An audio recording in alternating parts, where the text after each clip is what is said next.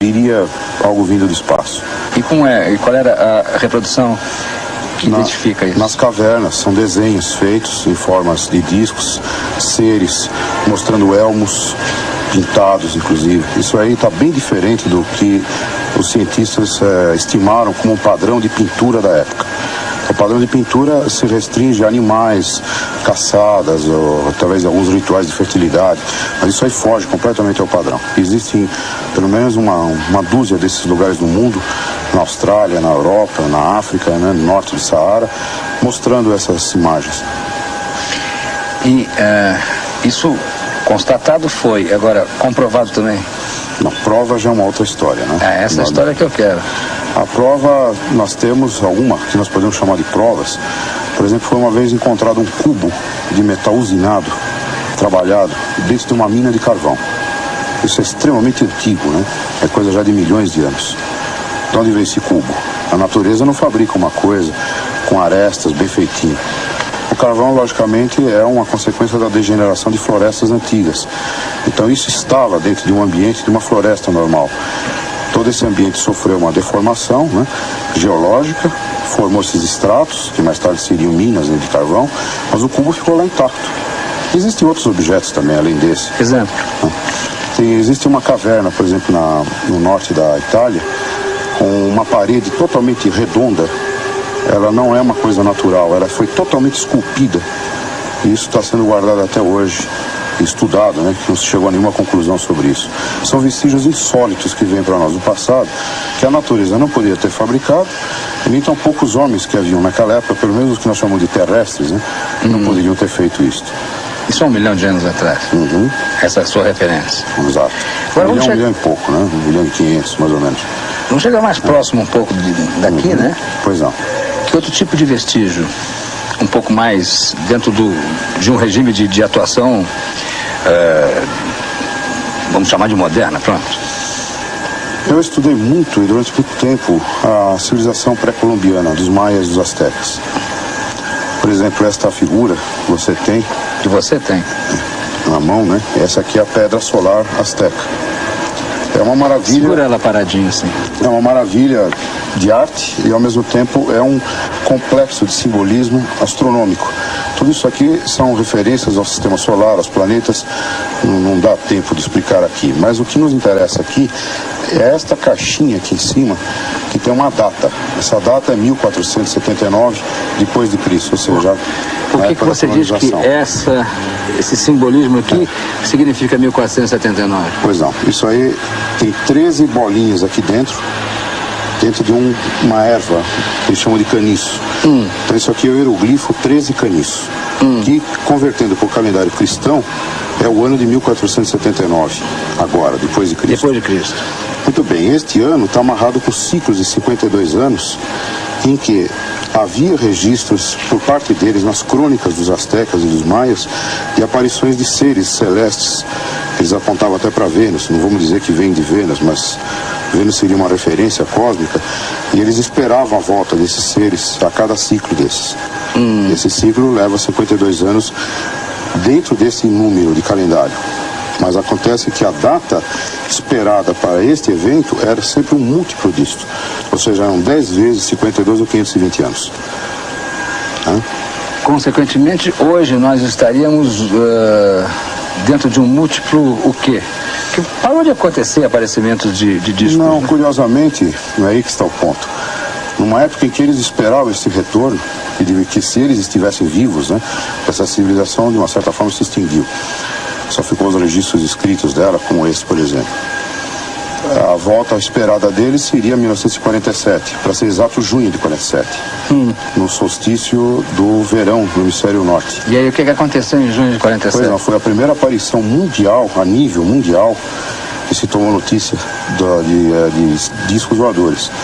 Foi quando Kenneth Arnold, um piloto civil americano, viu nas montanhas Rainier, lá no estado de Washington, no extremo noroeste dos Estados Unidos, 9 objetos voando no espaço.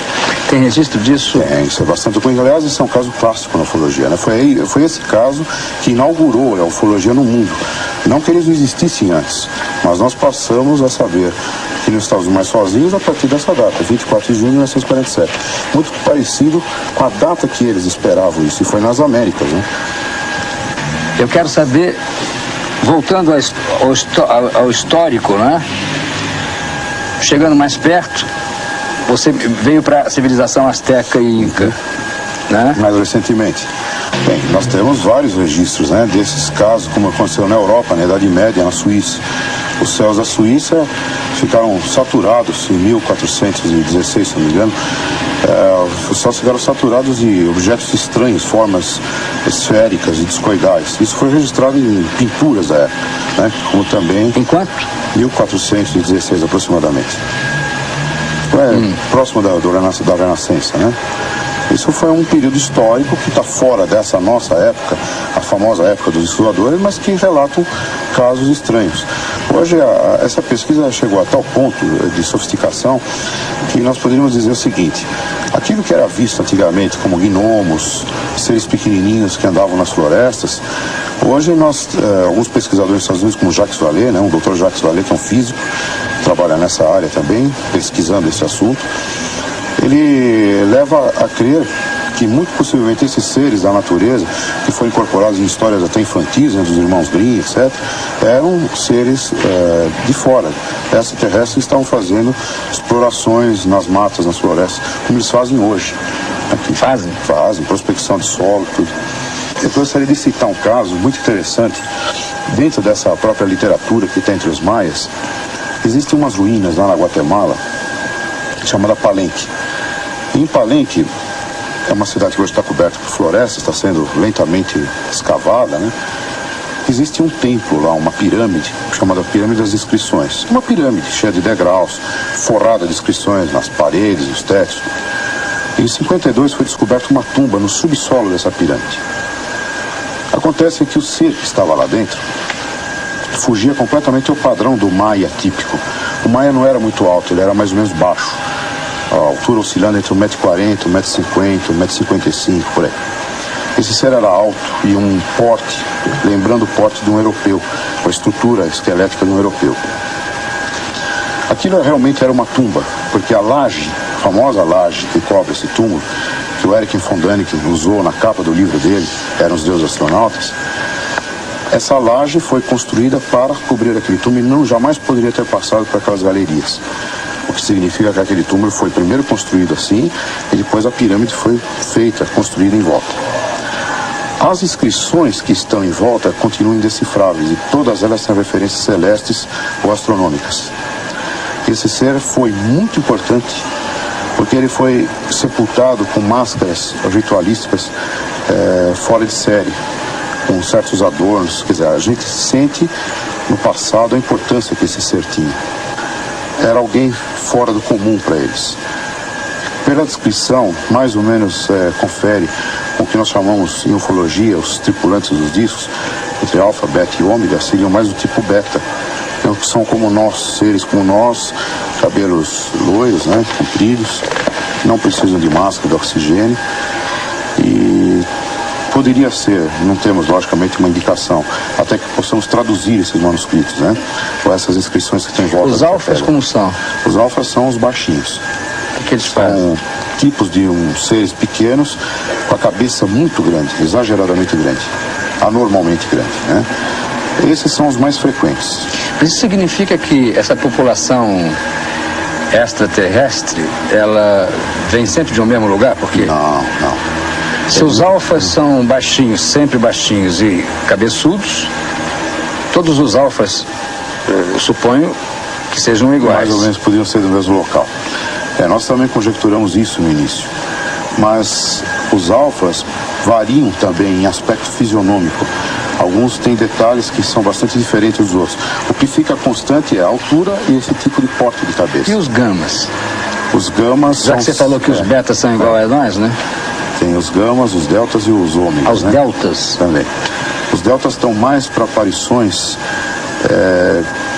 fantasmagóricas, né? Aparições assim meio estranhas. Mas os ufólogos em geral, inclusive eu, nós tomamos um certo cuidado na classificação disso, porque às vezes pode estar trabalhando interações com a mente humana muito delicadas. Sabe, a pessoa leva um susto quando está vendo o disco, e uma série de coisas vem à mente naquela hora e pode haver alguma confusão. Você já viu um disco? Já, 4 vezes. Mas não os tripulantes. Mas disco, lá no horizonte, uma coisa que parecia um pis, ou você viu um disco assim? Eu vi uma coisa muito grande voando a 8, 10 mil metros de altura. Era uma noite muito bonita, uma noite quente, era fevereiro de 70. A lua estava num certo local, tudo era uma lente, né? Uma coisa lenticular, um verde maravilhoso, um verde neon, envolto numa bolha esverdeada. Mas aquilo passou atrás de nuvens que estavam pelo menos a uns 8 mil metros. Para eu ver um avião a 10 mil metros de altura, ele é uma coisinha muito pequena. Aquele objeto estava realmente muito grande. Eu e a minha esposa vimos naquela noite.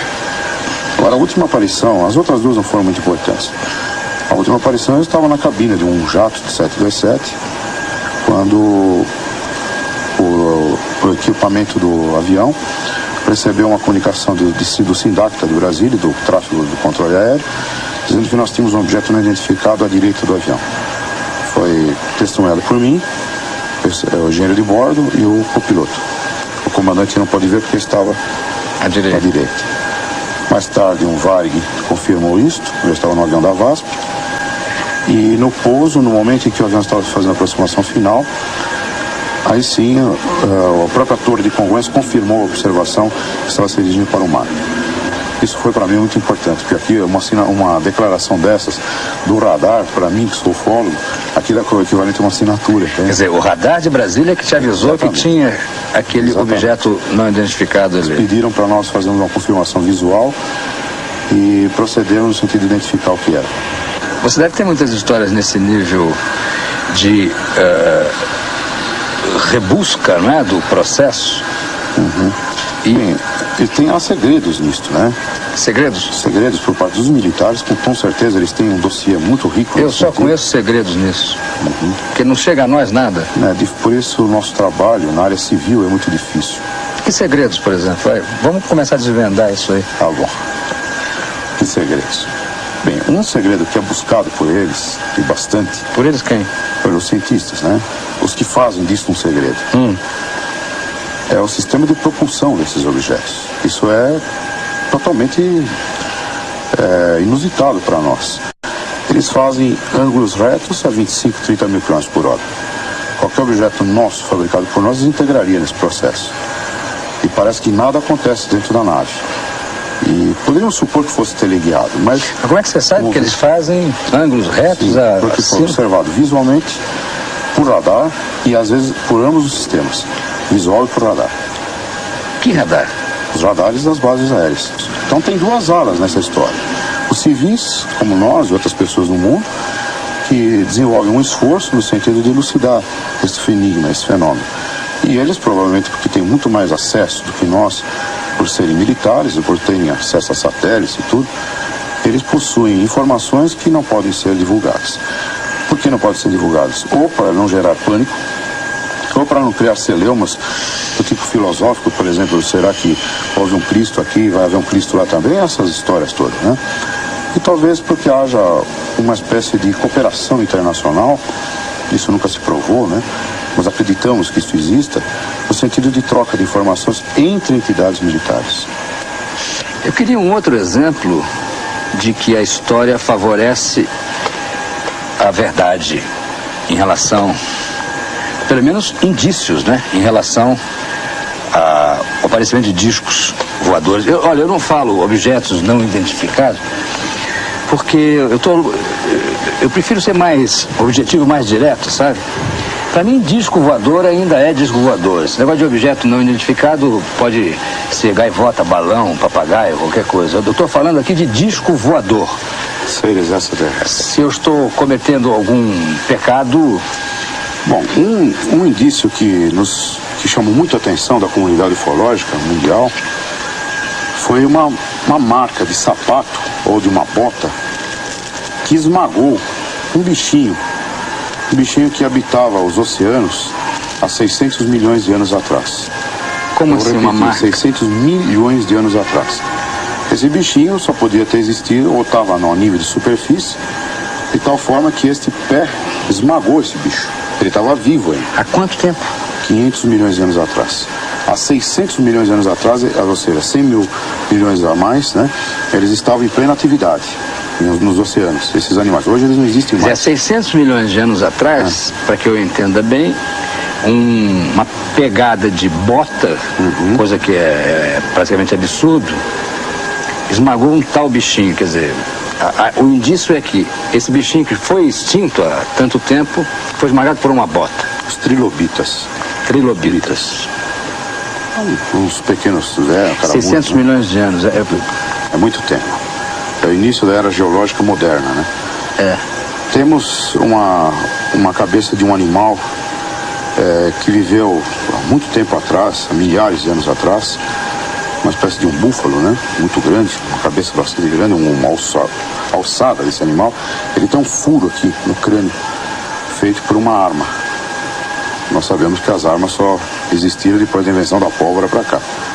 Ou mesmo, aquilo não seria arpão, nem flecha, porque a flecha deixaria rachaduras no crânio. Aquilo é um furo provocado por um objeto disparado a alta velocidade. Poderia até ser uma emissão de laser, né? Existem também inscrições interessantes de 4.500 anos de idade no Uzbequistão, é uma região na Europa, próxima da Turquia, que mostra um ser com um elmo, um capacete perfeitamente desenhado por esses seres pré-históricos, né? E um disco voador do lado subindo. Isso foi até mostrado nos trabalhos do Erich von Däniken. Foi graças a ele que nós viemos a saber da existência dessas inscrições, né, rupestres. E se formos também falar de enigmas do passado que estão ligados a uma cultura superior que o homem não poderia ter desenvolvido, pelo menos até onde nós sabemos do que foi o desenvolvimento técnico do homem, por exemplo, as pirâmides do Egito. Até hoje aqui é um enigma.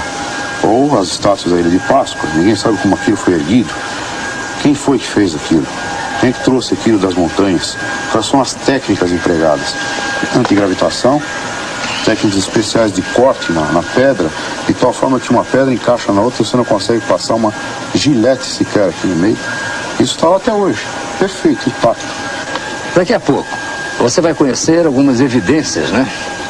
Do aparecimento dos discos. E tem aqueles dois seguranças da SS, se não é da SS, é de alguma coisa, da CIA, com um hominho que não é, que esse homem que vocês estão vendo aí, que não é um anão, e fala dessa foto para mim. Em 1947, tudo indica, não é uma prova concreta, um caso específico desse caso, ocorreu a queda de um disco voador nos Estados Unidos. Pelo menos todos os dados que os pesquisadores americanos têm verificado levam a concluir que realmente caiu ou foi derrubado pelos americanos por alguma técnica qualquer. Em 48 ocorreu um outro caso, 47 caso Roswell, em 48 caso Socorro, o caso Laredo, e em 50 o caso Socorro. Todos eles no sul dos Estados Unidos, no estado de Novo México. Em 1950, essa fotografia específica, com os dois provavelmente agentes da CIA, se o ano ser pequeno, tudo indica que está vinculado com esse caso de Socorro, 1950, no sul dos Estados Unidos. Alguém roubou essa fotografia, provavelmente dos arquivos. Porque esse serzinho saiu vivo dos escombros. Segundo os dados de pesquisadores americanos, ele estava vivo e ficou pelo menos 2 ou 3 dias vivo, porque ele aparentemente está queimado com a queda do disco que se incendiou. Ele foi queimado parcialmente e veio a morrer posteriormente, 2 ou 3 dias, segundo alguns pesquisadores americanos. Uma coisa muito interessante, que em 1981, um coronel da USAF, hoje já reformado, ele veio a público e resolveu contar sobre o acidente que ele participou no recolhimento dos destroços desses objetos e foi levado para a base aérea do White Paris, o famoso Hangar 18, que gerou até um filme de ficção. O que é o famoso Hangar 18 seria um pavilhão onde levaram os destroços desse disco e o corpo dos seres. Essa fotografia é de um dos seres. O caso todo, as testemunhas falam em 17 seres que foram recolhidos nos destroços do disco.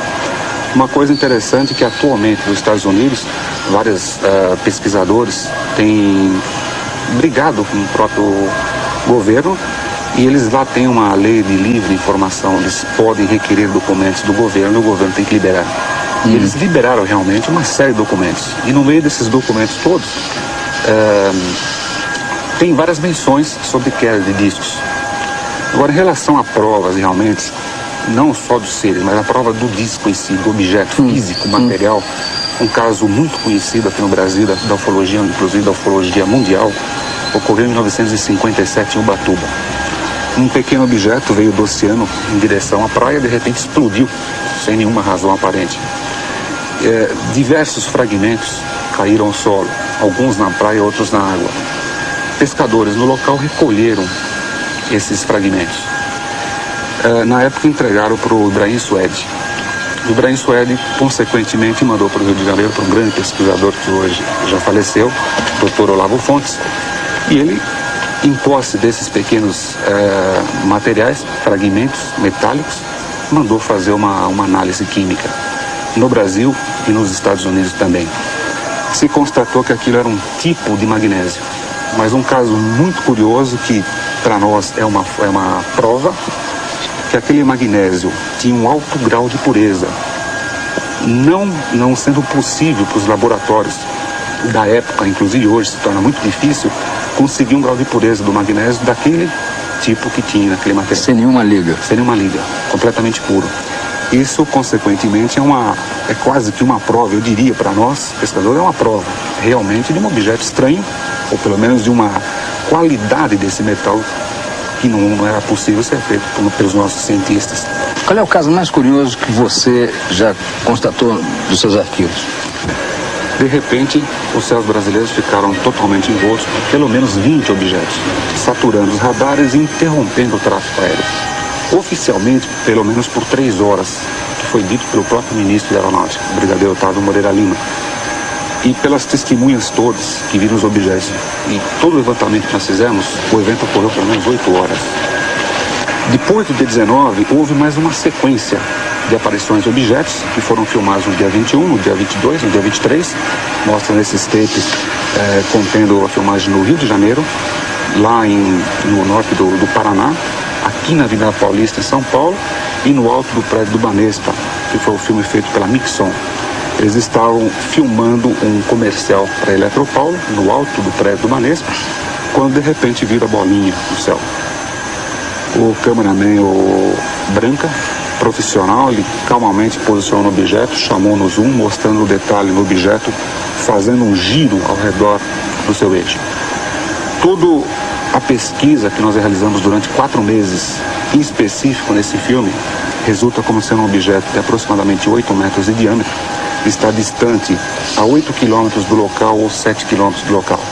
Posteriormente conseguimos a confirmação de que foi detectado por radar e estava distante de Congonhas até o objeto em torno de 10 a 12 quilômetros. Isso, a confirmação por radares, que foi uma informação inclusive pelo ministro da Aeronáutica envolvendo os objetos todos, foi oficial. E mais uma outra testemunha que visualizou esse objeto em outro ângulo, fora toda a equipe que estava filmando. Tudo isso permitiu levantar esses dados. Para nós é um documento importantíssimo de um objeto de origem estranha, não identificado, que não tem a forma de disco voador, tem uma forma de esfera.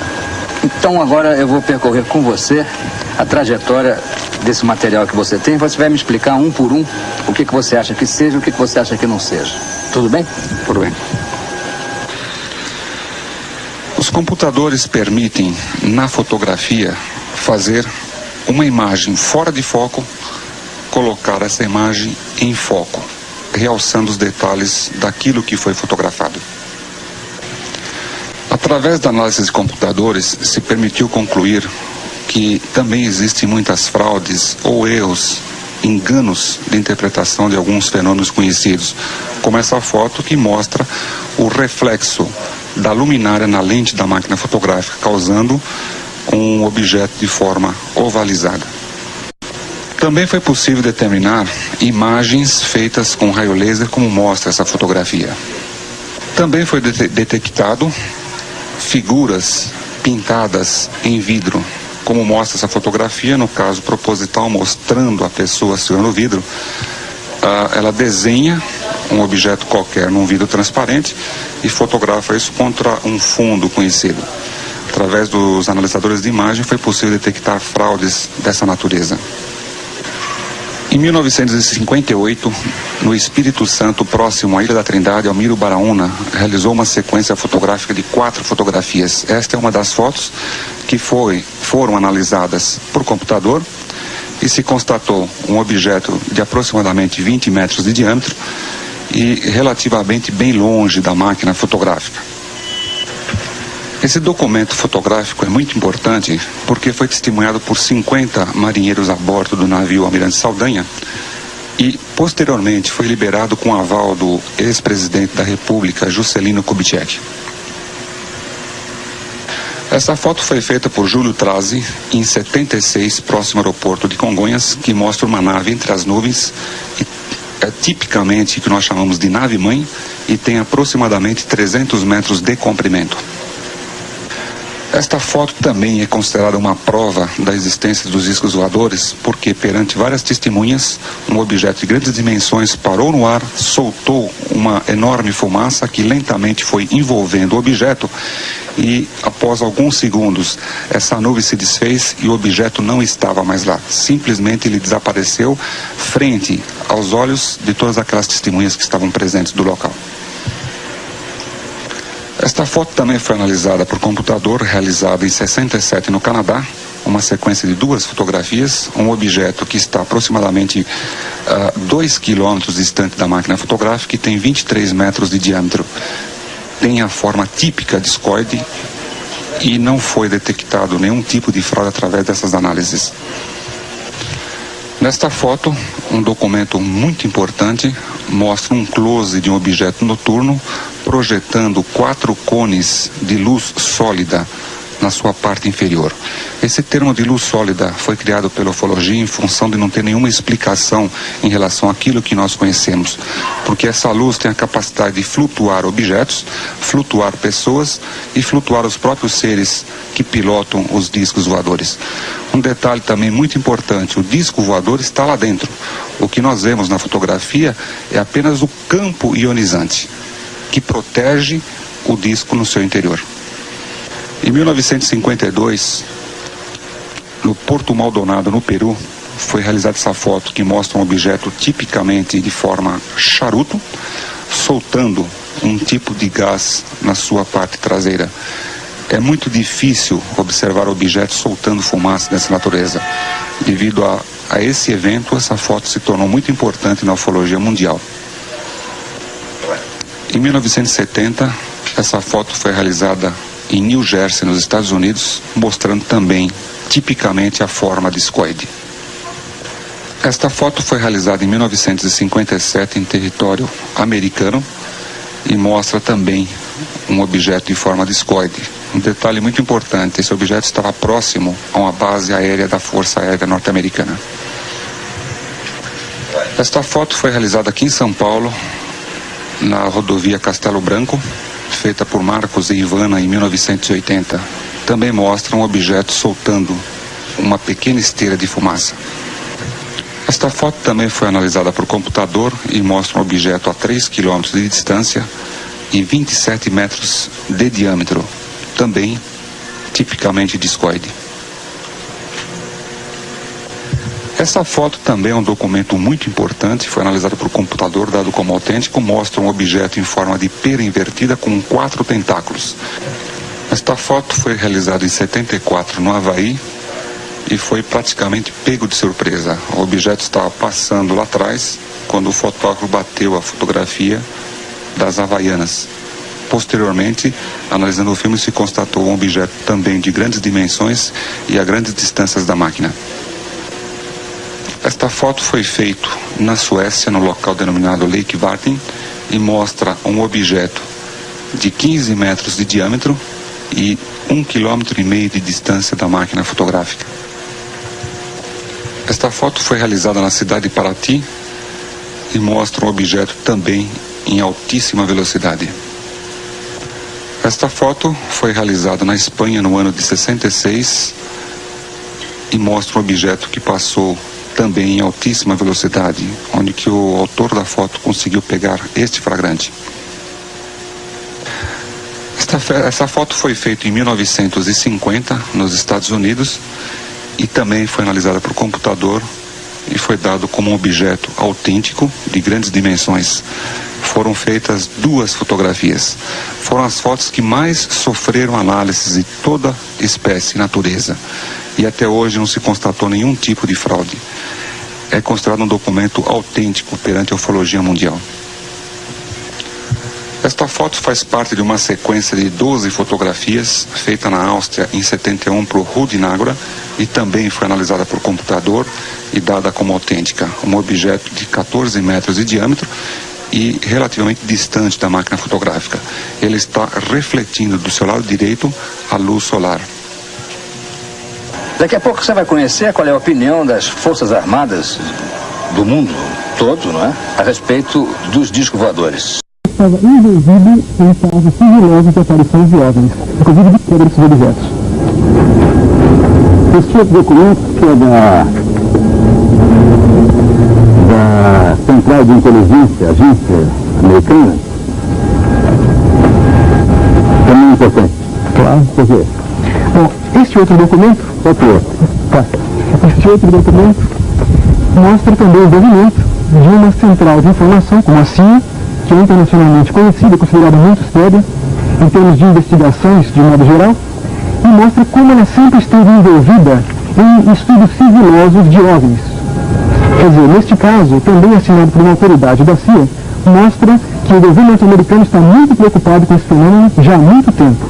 Esse outro documento, você também disse que é importante, que tem aqui a rúbrica, ou pelo menos uma referência ao Kissinger, né? Exatamente. O que é? Bom, nós sabemos já há muito tempo que o governo norte-americano, como também o governo soviético, essas 2 grandes potências, elas detêm praticamente o controle de todas as informações de aparições de OVNIs que ocorrem nos 2 grandes blocos. Os Estados Unidos controlam praticamente as informações que vêm da América do Sul, da América Central e da América do Norte, enquanto que a União Soviética detém mais as informações do bloco oriental. Bom, neste caso, este é um telex oficial do Departamento de Estado dos Estados Unidos, governo dos Estados Unidos, em que, por intermédio da embaixada, o Henry Kissinger solicita ao governo informes sobre um OVNI que teria aparecido no Marrocos. Então isso aqui é apenas para demonstrar que existe uma rede de informações sigilosa que se passa subrepticiamente entre as embaixadas, entre os consulados, entre os governos de todos os países do mundo. Mas vamos aos fatos. Vamos aos fatos. Então vai. Você está aqui por quê? Bom, eu estou aqui porque há 16 anos venho desenvolvendo estudos sobre esses fenômenos, chamados OVNIs ou UFOs, né? Como chamamos aqui no Brasil também. E estou praticamente convicto de que as Forças Armadas de todo o mundo, e os governos de todos os países do mundo, sempre estiveram criteriosamente envolvidos em investigações avançadíssimas sobre esses objetos, e não de agora, mas desde 1941. Ou seja, antes do caso que nossos colegas mencionaram, de 1947, que teria dado início à chamada Era Moderna dos Voadores. Então vejam bem, isto aqui é um catálogo de um protótipo de uma aeronave discoide, tá? Que foi desenvolvido com o apoio do Departamento de Defesa norte-americano, após 25 anos de estudos sigilosos sobre esses objetos. Esse objeto foi desenvolvido com o apoio de civis, engenheiros civis e também engenheiros militares. E tudo sugere que esses primeiros protótipos foram baseados em discos voadores que teriam sido capturados por Forças Armadas norte-americanas. Esses objetos estariam sendo guardados na base aérea de Wright-Patterson, nos Estados Unidos, na base aérea de Edwards, na Califórnia. De modo que estudiosos do mundo inteiro, sobretudo em próprios Estados Unidos, têm procurado atuar ou agir legalmente contra o governo norte-americano, exigindo que eles liberem informações concretas sobre se esses objetos existem ou se não existem. Este catálogo é apenas um de outros tantos catálogos, como este aqui, de veículos que vêm sendo desenvolvidos secretamente, chamado, por exemplo, esse caso, um RPG, veículos remotamente pilotados, que, ao que tudo indica, foram também desenvolvidos a partir de avaliações da propulsão de OVNIs. Tudo indica, é uma coisa muito vaga. Qual é a evidência maior, né, disso, por exemplo? Olha, Goulart, Porque se eu capturo um disco voador, e eu sou um cientista, quer dizer, eu tenho um agrupamento científico à minha disposição, eu já estaria utilizando isso de outra forma, né? claro, esse é o seu raciocínio, seria o meu raciocínio também. Agora, resta ver se eles também pensam assim. Me parece, por contato que nós tivemos oficiosos com autoridades das Forças Armadas brasileiras, por exemplo, da Força Aérea, da Marinha e da Aeronáutica, através de 16 anos de estudos, que existem fortes motivos, fortes razões, e eu dou razão a eles, de se manter essas investigações sob sigilo. Principalmente porque nem tudo que envolve esses OVNIs é agradável e nem tudo é tão maravilhoso como todo mundo pensa. Por exemplo, nós sabemos que o FBI esteve nos últimos 10 anos envolvidos em investigações das chamadas mutilações de animais.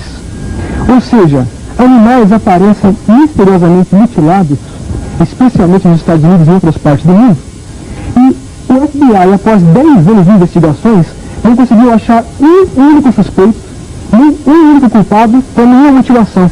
Mas o animal pode morrer de Eu vou explicar. peste, de cobra, Eu de vou explicar. O FBI, veja bem, nesses casos de mutilações, os animais aparecem estranhamente mutilados, com incisões, cortes feitos com uma precisão cirúrgica assombrosa.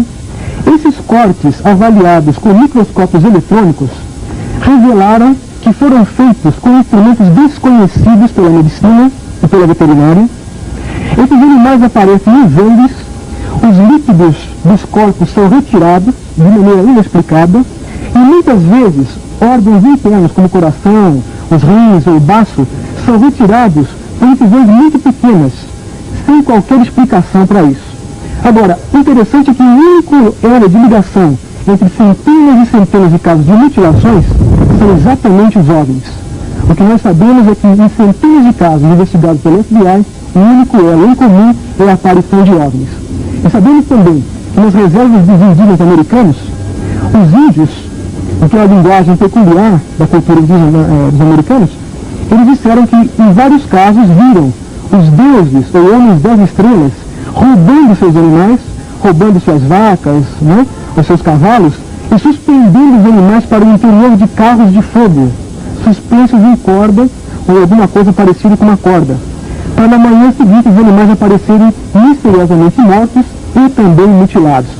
Então esse é apenas um dos aspectos nada agradáveis que aparentemente envolvem os OVNIs, e que talvez seja também um dos motivos pelos quais os militares, com toda a razão, evitam dar um parecer abertamente sobre esses episódios, uma vez que eu tenho absoluta convicção de que eles não apenas têm isso muito bem documentado em seus arquivos, como também outros casos muito mais graves e muito mais sérios, que nem eu devo divulgar, e muito menos eles.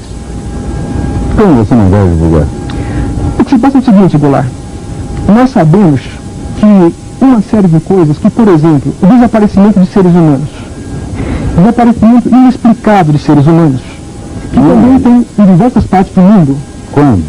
E, puxa, ao longo dos anos, desde que começou a existir a ufologia oficial, em 47, 48, houveram diversos casos documentados de pessoas que, após a aparição de OVNIs, simplesmente desapareceram e nunca mais foram vistas.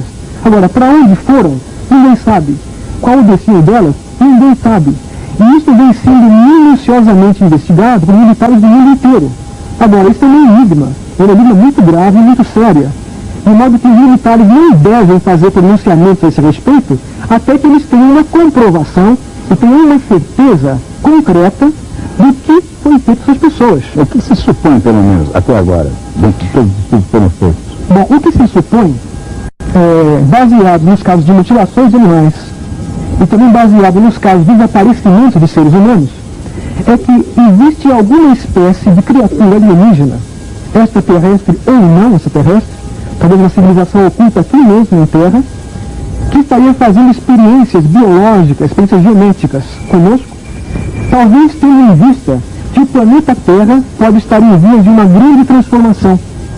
E é provável que esses seres, ou sejam, isso é uma hipótese muito interessante, até muito bem documentada, sejam antecessores da raça humana e que estejam preocupados com o futuro da nossa espécie. De modo que esses estudos que esses seres poderiam estar fazendo seriam preparos biológicos, genéticos, para uma raça futura que viria a sobreviver a um eventual cataclismo que, segundo muitos estudiosos, estaria iminente para esta humanidade. Eu vou encerrar esse programa, mas eu queria uma assinatura final. Então eu proponho que vocês conversem entre vocês sobre as vossas experiências. Eu vou ficar só ouvindo aqui. Agora, do ponto de vista de análise de uma coisa concreta, eu percebi que você insistiu muito nisso.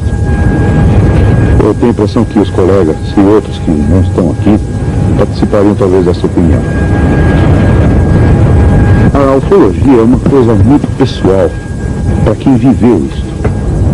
Eu estou falando isso porque eu vi algo que me convenceu, embora esteja acostumado com todos os fenômenos astronômicos, meteorológicos, tudo o que eu vi realmente estava fora de mim. Qual é a sua atividade?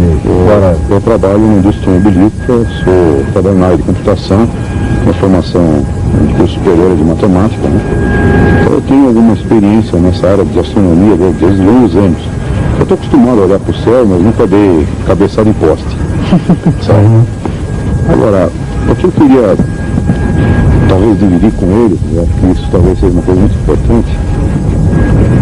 Por quem vê, o telespectador que está agora assistindo, poderia ficar na posição que você está, né? Querendo uma coisa assim palpável, de costas. Não dá para ter essa coisa palpável. Isso nos foi negado até hoje. O que nós temos é filmes, fotos, o testemunho de pessoas acima de qualquer suspeita, como pilotos de aviação, militares. Inclusive, essas pessoas que foram submetidas a uma série de testes, de ensaios, inclusive hipnose, com regressão mental, e se conclui realmente que eles passaram por experiências realmente estranhas. Isso tudo são provas do caminho em si. Fala de um caso. Deixa eu citar um caso. Um caso. O caso de Barney Beth Hill, em 1961, estava voltando de uma viagem de férias, lá próximo de Nova York, New Jersey, etc. Naquela área.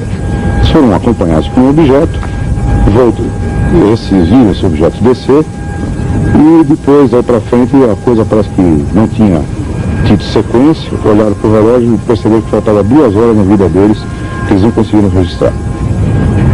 A coisa parou aí. Foram procurar um especialista, o Dr. Benjamin Stein, um psicólogo, e esse homem, com muita habilidade, conseguiu trabalhar com eles a nível de hipnose, e, entre outras coisas, para encurtar o assunto, os dois estiveram dentro da nave, no solo, não viajaram. E lá dentro foi submetido uma série de exames, de testes e tudo. Entre eles, um teste que fizeram na Beth Hill, uma perfuração no abdômen dela, que hoje nós chamamos de laparoscopia, em que eles, na nave, indicaram que ela estava grávida. Havia um processo de gravidez em 61. Mas o ponto mais importante é que ela conseguiu conversar com o comandante desse objeto, e ela viu um mapa estelar na parede. O comandante perguntou a ela: você entende?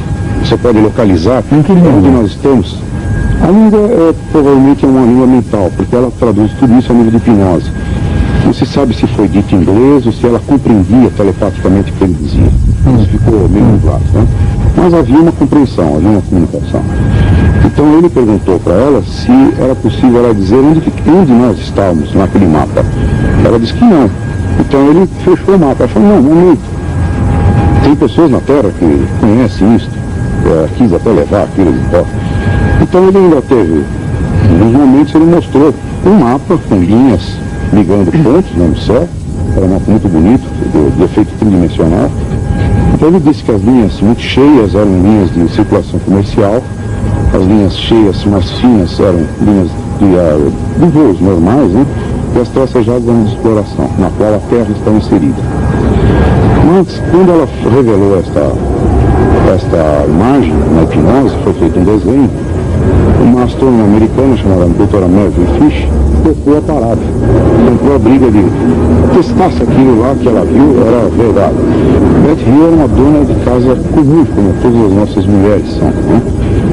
E ela conseguiu, com o tempo, depois de muitos anos de muita pesquisa, comprovou que o que ela viu foi real. Aquele mapa era mostrado dentro de um referencial que não era da Terra, e ela ainda tinha indicado 6 estrelas que não constavam dos nossos catálogos astronômicos. Só foram divulgados muitos anos depois. Isto é uma prova. É uma prova que nós, ufólogos, consideramos um dos casos mais clássicos. E o cara como é que era? Eles eram seres de uma estatura média, não muito baixo, não muito alto, mais para baixo do que alto. Os olhos eram ligeiramente esgazeados, assim, meio puxados. Assim.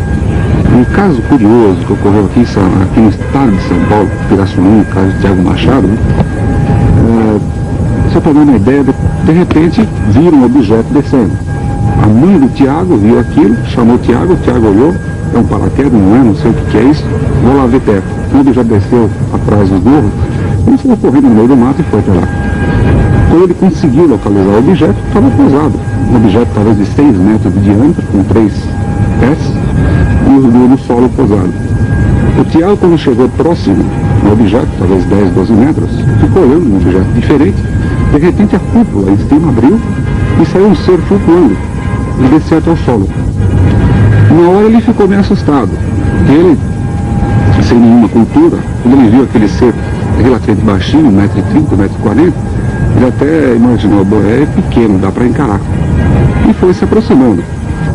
E, de repente, esse ser, ele percebendo pelo escafandro que esse ser usava, pela máscara, ele percebeu que tinha os olhos também desse tipo, por causa da Betty Barney Hill, meio esticado e meio oblíquo. Ele ficou meio assustado. Ele puxou um maço de cigarro do bolso, acendeu o cigarro e, na ignorância dele em si do que estava acontecendo, não fazia ideia frente ao que ele estava, ele ofereceu o cigarro, jogou massa de cigarro para o céu. O céu deu um passo para trás, abaixou a mão, aquele maço flutuou numa posição de uns 30 centímetros, grudou na mão do ser, ele encostou na perna, não se sabe se ele enfiou no bolso ou não, porque aparentemente não deu para ver, o maço desapareceu ali. Logo depois, os familiares do Tiago foram atrás dele. De repente, aquela multidão toda foram se aproximando. Quando os seres desse objeto perceberam que estava a multidão se aproximando, o ser voltou sempre de costas para o Tiago, sempre de frente para o Tiago, de costas para a nave, flutuou então na aeronave, nessa nave. O Tiago ainda imaginou de querer entrar nesse objeto. Nesse instante, no alto da cúpula, aparece um ser com uma espécie de uma caixinha na mão com uma ponta e disparou um tiro, aparentemente de luz. Que é algo parecido com laser, mas não é laser, uma energia desconhecida. Atingiu a coxa direita do Tiago. Ele ficou completamente paralisado. Logo em seguida, a nave levantou o voo, saiu e foi embora. Esse caso, inclusive, foi pesquisado pela Aeronáutica Brasileira, lá em Pirassununga. Uma coisa curiosa, nós sabemos que a energia que envolve todo o disco tem origem eletromagnética, interfere em televisões, interfere em transformadores, faz uma série de efeitos. Houve casos em que o objeto passou e torceu troncos de árvores, sem quebrar, torceu e entortou totalmente.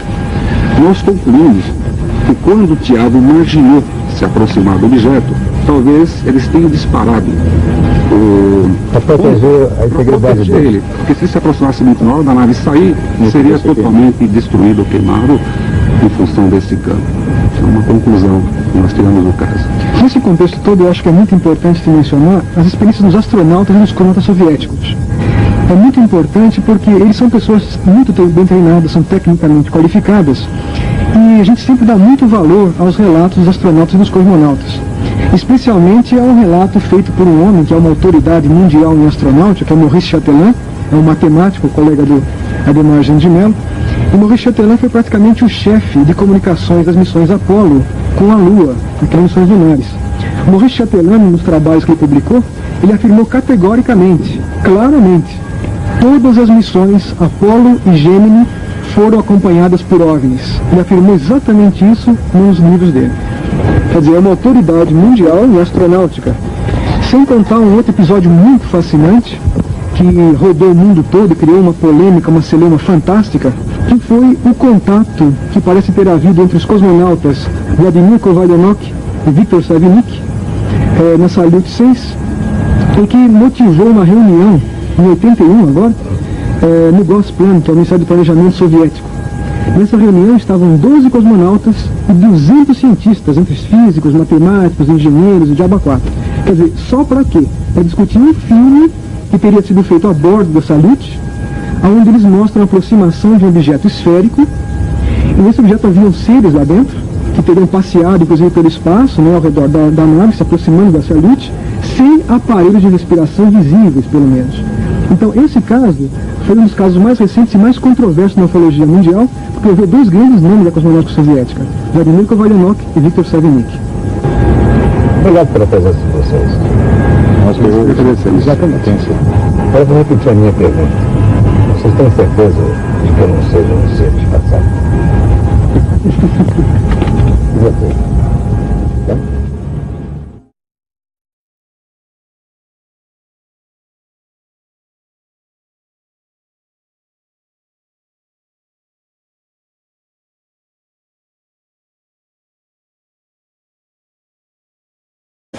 A famosa época dos exploradores, mas que relatam casos estranhos.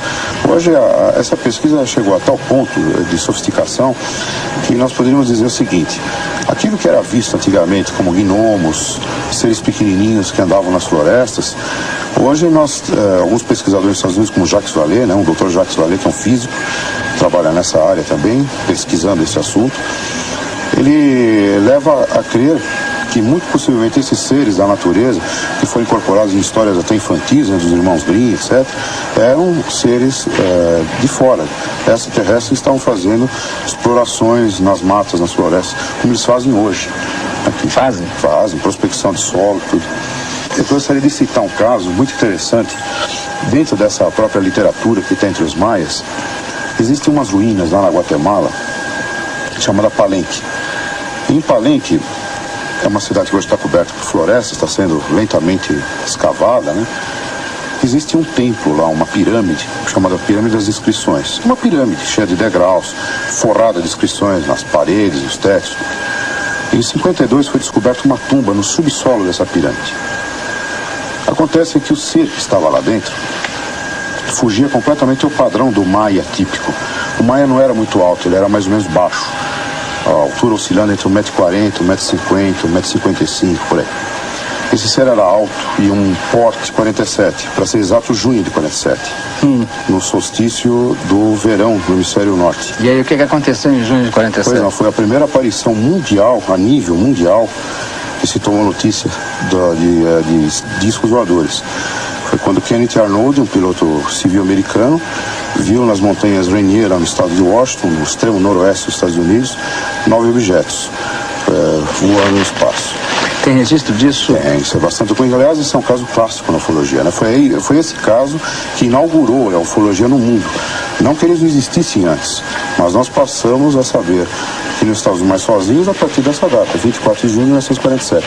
Muito parecido com a data que eles esperavam isso, e foi nas Américas, né? Eu quero saber, voltando ao histórico, né? Chegando mais perto, você veio para a civilização asteca e inca, né? Mais recentemente. Bem, nós temos vários registros, né, desses casos, como aconteceu na Europa, na Idade Média, na Suíça. Os céus da Suíça ficaram saturados em 1416, se não me engano. Os céus ficaram saturados de objetos estranhos, formas esféricas e discoidais. Isso foi registrado em pinturas da época, né, como também... Em quanto? 1416 aproximadamente. Próximo da Renascença, né? Isso foi um período histórico que está fora dessa nossa época. Todo esse ambiente sofreu uma deformação, né, geológica, formou esses estratos, que mais tarde seriam minas, né, de carvão, mas o cubo ficou lá intacto. Existem outros objetos também, além desse. Exemplo?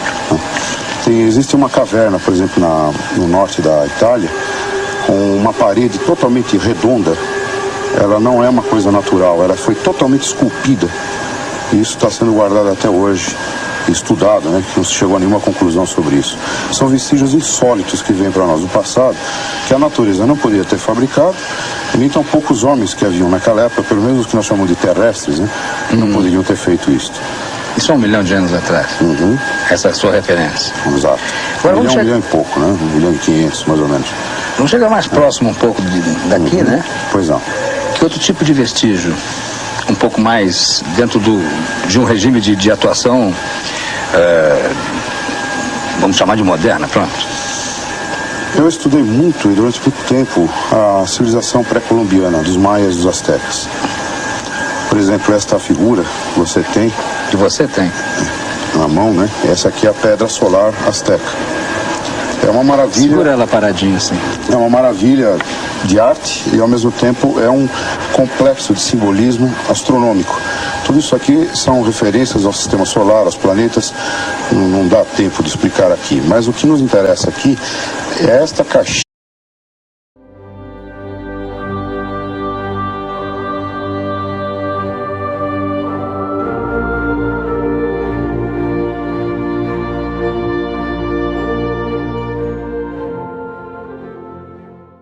Iria algo vindo do espaço. E qual era a reprodução que identifica isso? Nas cavernas, são desenhos feitos em formas de discos, seres, mostrando elmos pintados, inclusive. Isso aí está bem diferente do que os cientistas estimaram como um padrão de pintura da época. O padrão de pintura se restringe a animais, caçadas, ou através de alguns rituais de fertilidade, mas isso aí foge completamente ao padrão. Existem pelo menos uma dúzia desses lugares no mundo, na Austrália, na Europa, na África, né, no norte do Saara, mostrando essas imagens. E isso constatado foi, agora comprovado também? Na prova já é uma outra história, né? Essa é a história que eu quero. A prova, nós temos alguma que nós podemos chamar de provas. Por exemplo, foi uma vez encontrado um cubo de metal usinado, trabalhado, dentro de uma mina de carvão. Isso é extremamente antigo, né? É coisa já de milhões de anos. De onde veio esse cubo? A natureza não fabrica uma coisa com arestas bem feitinho. O carvão, logicamente, é uma consequência da degeneração de florestas antigas.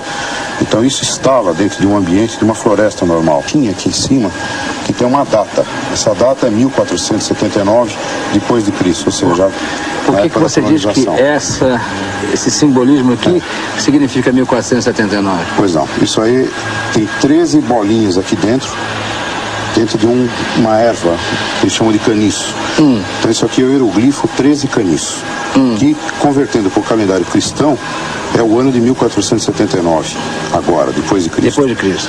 Muito bem, este ano está amarrado com ciclos de 52 anos em que havia registros por parte deles nas crônicas dos astecas e dos maias de aparições de seres celestes. Eles apontavam até para Vênus, não vamos dizer que vem de Vênus, mas Vênus seria uma referência cósmica, e eles esperavam a volta desses seres a cada ciclo desses. Esse ciclo leva 52 anos dentro desse número de calendário. Mas acontece que a data esperada para este evento era sempre um múltiplo disto. Ou seja, eram 10 vezes 52 ou 520 anos. Consequentemente, hoje nós estaríamos dentro de um múltiplo o quê? Que parou de acontecer aparecimentos de discos. Não, né? Curiosamente, não é aí que está o ponto. Numa época em que eles esperavam esse retorno, que se eles estivessem vivos, né, essa civilização de uma certa forma se extinguiu. Só ficou os registros escritos dela, como esse, por exemplo. A volta esperada deles seria 1900